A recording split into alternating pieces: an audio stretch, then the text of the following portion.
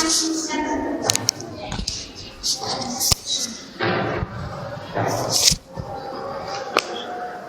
اللہ الرحمن الرحیم نحمده ونصلی علی رسوله الکریم اما بعد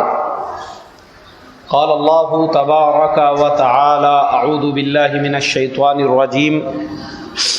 بسم اللہ الرحمن الرحیم ومن يتوکل علی اللہ فهو حسبه صدق اللہ العظیم۔ میرے محترم بھائیوں، بزرگوں، دوستوں، اللہ تبارک و تعالی قرآن پاک میں ارشاد فرماتے ہیں کہ جس نے اللہ تبارک و تعالی کی ذات پر بھروسہ کیا، اللہ تبارک و تعالی اس کے لیے کافی ہو جاتے ہیں، پھر اس کو کسی کے مدد کی، کسی کے نصرت کی، کسی کے سہارے کی ضرورت نہیں پڑتی، بلکہ ایک اللہ کا سہارا اس کے لیے کافی ہو جاتا ہے۔ اور ہمارے سامنے اللہ کے پیارے نبی صلی اللہ علیہ وسلم کی زندگی موجود ہے، اور تمام انبیاء علیہم الصلاۃ کی، کہ انہوں نے ہر مصیبت کے وقت میں صرف اور صرف اللہ تبارک و تعالی کی ذات پر بھروسہ کیا، اور اللہ نے ان کی مدد فرمائی۔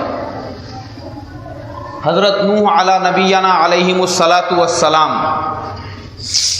قوم ان کو 950 سال تک ستاتی رہی، مگر ان کو اللہ کی ذات پر یقین اور بھروسہ تھا کہ اللہ ان کی مدد کریں گے، اور اللہ نے ان کی مدد کی کہ جب طوفان آیا اور اللہ نے ان کو کشتی بنانے کا حکم دیا تو ان کی جو کشتی تھی وہ خیر و عافیت سے منزل پر پہنچ گئی، اور جتنے بھی اللہ کے منکرین تھے ان کا دنیا سے خاتمہ ہو گیا۔ حضرت ہود علی نبینا علیہم السلام لوگوں کو سمجھاتے رہے،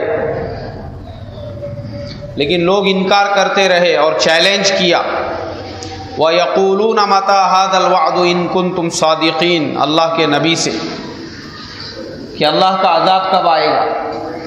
اور کہتے تھے کہ منا اشد قوہ،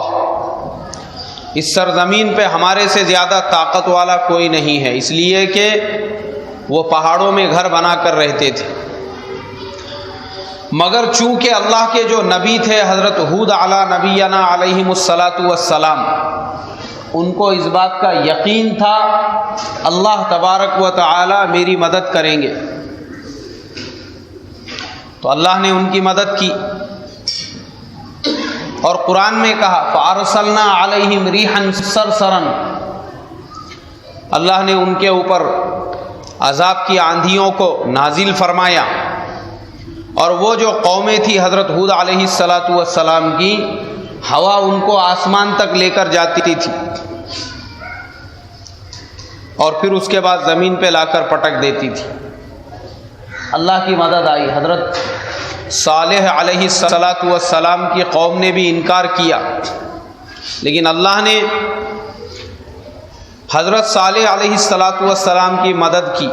اور قوم تباہ و برباد ہو گئی۔ ہم تمام نبیوں کی زندگیوں میں اگر دیکھیں گے تو ہر نبی کو اللہ کی ذات پر پورا یقین اور بھروسہ تھا کہ اللہ ہی ان کی مدد کرے گا، اور اللہ نے مصیبت کے وقت میں ان کی مدد کی۔ حضرت موسیٰ علی نبینا علیہم السلام چھوٹے سے بچے تھے، اور فرعون کی جو فوج تھی وہ گلیوں میں گشت کیا کرتی تھی کہ بنی اسرائیل میں کسی کے یہاں پر بچہ پیدا ہو گیا ہوگا تو اس کو ہم قتل کر دیں گے۔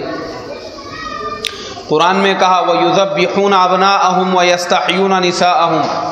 بچوں کو ذبح کیا کرتے تھے، مگر چونکہ اللہ تبارک و تعالیٰ کو اسی بنی اسرائیل سے حضرت موسیٰ علیہ السلام کو پیدا کرنے کا تھا، پھر ان کی پرورش کرنے کی تھی، ان کو پالنے کا تھا، پوسنے کا تھا، ان کو بچانے کا تھا، ان کی حفاظت کرنے کی تھی۔ اتنے سارے فوج کی حفاظت میں اللہ نے حضرت موسیٰ علی نبینا علیہ الصلاۃ والسلام کو دنیا میں مبعوث فرمایا، آپ کی ولادت ہو گئی،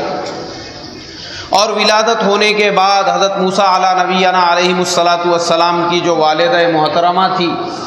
پریشان ہو گئی کہ فرعون کی فوج ہر دروازے پہ کھڑی ہوئی ہے، اب میرے بچے کے بارے میں اگر پتہ چلے گا تو اس کو بھی ذبح کر دیں گے، مگر اللہ کو ان کو پال کر بتانا تھا۔ اللہ نے ان کی والدہ کو حکم دیا کہ ان کو ایک صندوق میں بند کر کے دریائے نیل میں ڈال دو،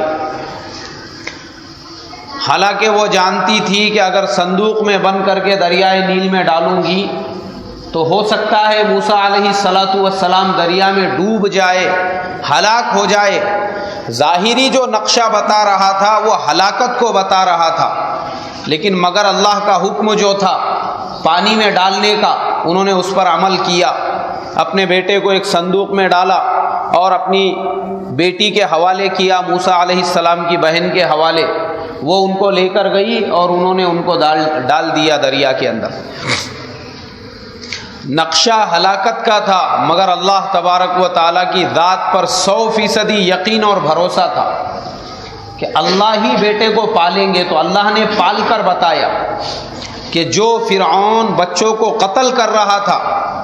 ذبح کر رہا تھا، اللہ تبارک و تعالیٰ نے اسی فرعون کی بیوی جو مسلمان ہو گئی تھی بعد میں، جن کا نام بی بی آسیہ تھا، انہوں نے حضرت موسیٰ علیہ السلام کے صندوق کو دیکھا،